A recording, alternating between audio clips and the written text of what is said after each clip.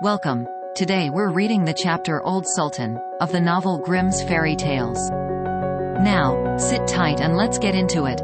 A shepherd had a faithful dog, called Sultan, who was grown very old, and had lost all his teeth. And one day when the shepherd and his wife were standing together before the house, the shepherd said, "I will shoot old Sultan tomorrow morning, for he is of no use now." But his wife said, "Pray let the poor faithful creature live. He has served us well a great many years, and we ought to give him a livelihood for the rest of his days." "But what can we do with him?" said the shepherd. "He has not a tooth in his head, and the thieves don't care for him at all. To be sure he has served us, but then he did it to earn his livelihood. Tomorrow shall be his last day, depend upon it." Poor Sultan, who was lying close by them, heard all that the shepherd and his wife said to one another, and was very much frightened to think tomorrow would be his last day. So in the evening he went to his good friend the wolf, who lived in the wood, and told him all his sorrows, and how his master meant to kill him in the morning. "Make yourself easy," said the wolf, "I will give you some good advice. Your master, you know, goes out every morning very early with his wife into the field, and they take their little child with them, and lay it down behind the hedge in the shade while they are at work. Now do you lie down close by the child, and pretend to be watching it, and I will come out of the wood and run away with it. You must run after me as fast as you can, and I will let it drop. Then you may carry it back, and they will think you have saved their child, and will be so thankful to you that they will take care of you as long as you live." The dog liked this plan very well, and accordingly so it was managed. The wolf ran with the child a little way.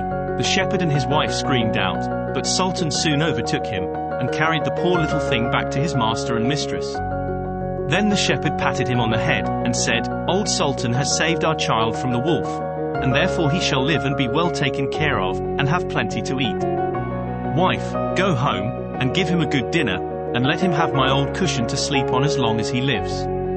So from this time forward Sultan had all that he could wish for. Soon afterwards the wolf came and wished him joy, and said, "Now, my good fellow, you must tell no tales, but turn your head the other way when I want to taste one of the old shepherd's fine fat sheep." "No," said the Sultan, "I will be true to my master."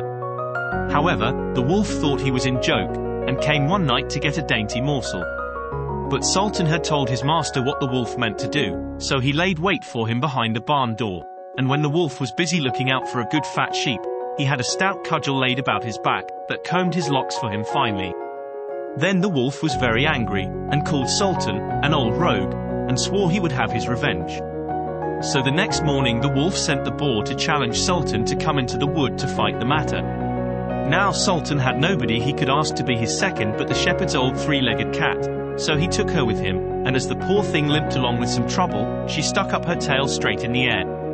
The wolf and the wild boar were first on the ground, and when they espied their enemies coming, and saw the cat's long tail standing straight in the air, they thought she was carrying a sword for Sultan to fight with. And every time she limped, they thought she was picking up a stone to throw at them. So they said they should not like this way of fighting, and the boar lay down behind a bush, and the wolf jumped up into a tree.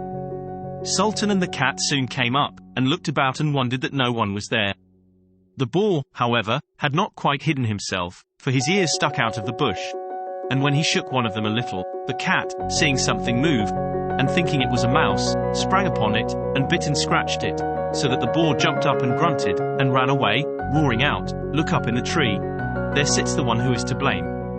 So they looked up, and espied the wolf sitting amongst the branches, and they called him a cowardly rascal, and would not suffer him to come down till he was heartily ashamed of himself, and had promised to be good friends again with old Sultan. Did you enjoy today's chapter of Grimm's Fairy Tales? Why not subscribe and ring the bell?